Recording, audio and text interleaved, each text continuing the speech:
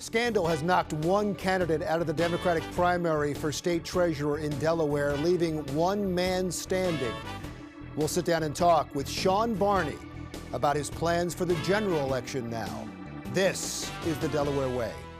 Hi, and welcome to the Delaware Way. I'm Larry Mendte. We are joined today by Sean Barney, who is now the only Democratic candidate for state treasurer in the state of Delaware, also an Iraq war veteran and former policy director for the governor. Thank you so much for being here, sir. Thank you so much for having me. Congratulations, by the way, on your win. I mean, now all of a sudden, as of just a few days ago, you had a tough primary fight. Now you don't.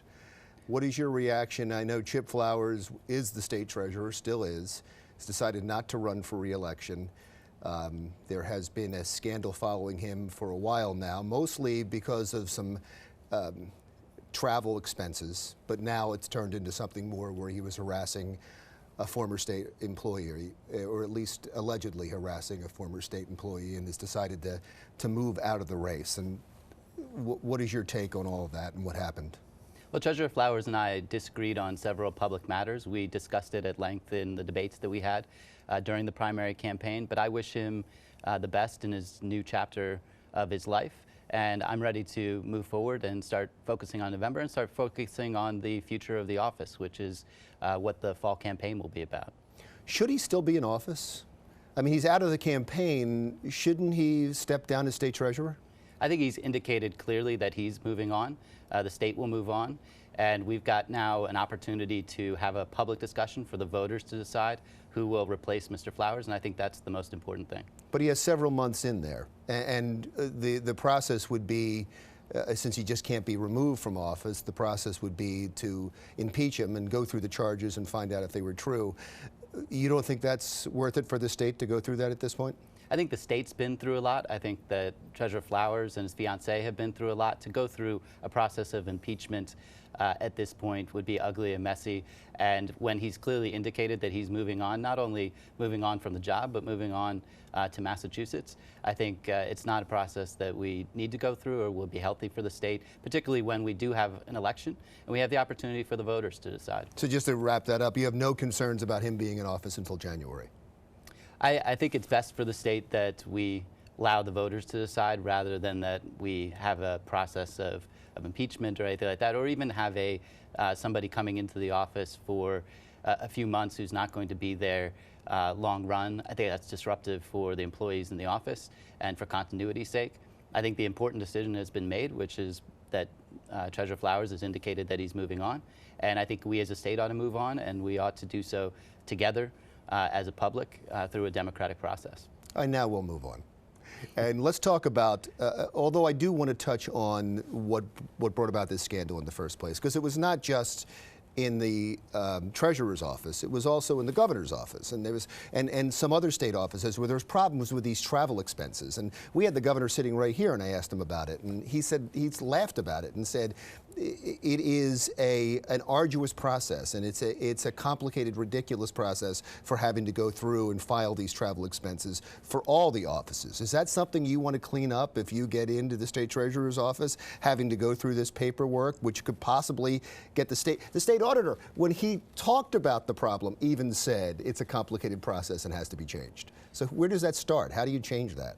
Right, and I think that one of the great contributions that a treasurer can make and should make is to look out for ways in which taxpayer money can be spent more effectively, the way we can get better results for the taxpayers. I think that's one of the primary responsibilities of the treasurer's office and one of the things that I want to focus on. So absolutely, examples like that where we've got too much paperwork, where we are spending more than we're actually saving, absolutely we ought to do that, and we ought to do that across the state budget. And people don't even understand, apparently, the paperwork or what's legal or illegal because, and correct me if I'm wrong on this, for instance, when you travel, you have to be the person that authorizes your own travel. And if you don't sign it properly, it can come off as being illegal, not illegal, but at least against state laws. Right, there's multiple requirements, and the auditor did say that some of them are actually costing the taxpayer more than they are ultimately saving. Now, there are some bright line rules that won't change.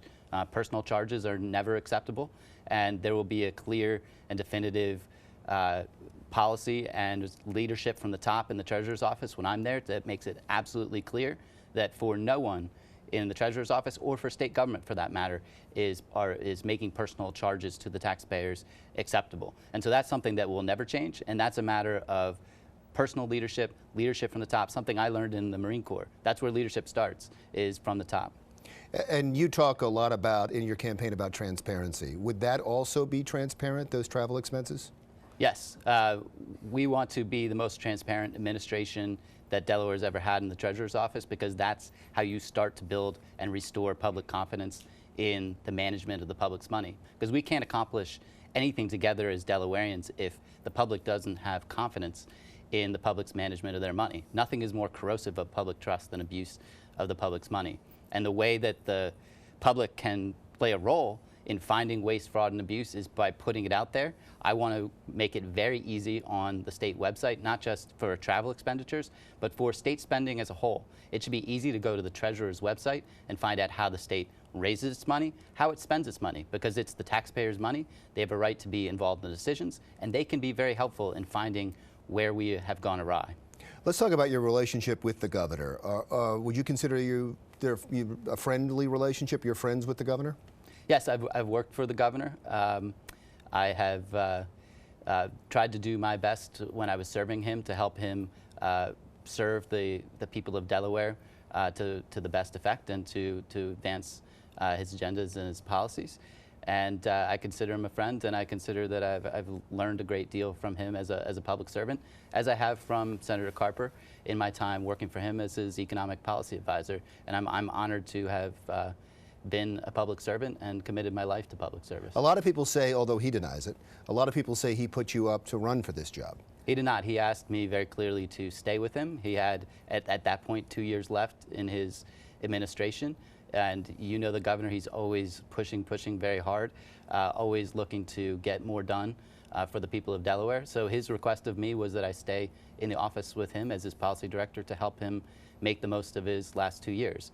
I believed strongly that we needed new leadership in the Treasurer's office, that there were important things that the Treasurer's office can accomplish for the people of Delaware that weren't being accomplished. And so I decided, despite that advice and despite my friendship with him, to leave the office and pursue this race.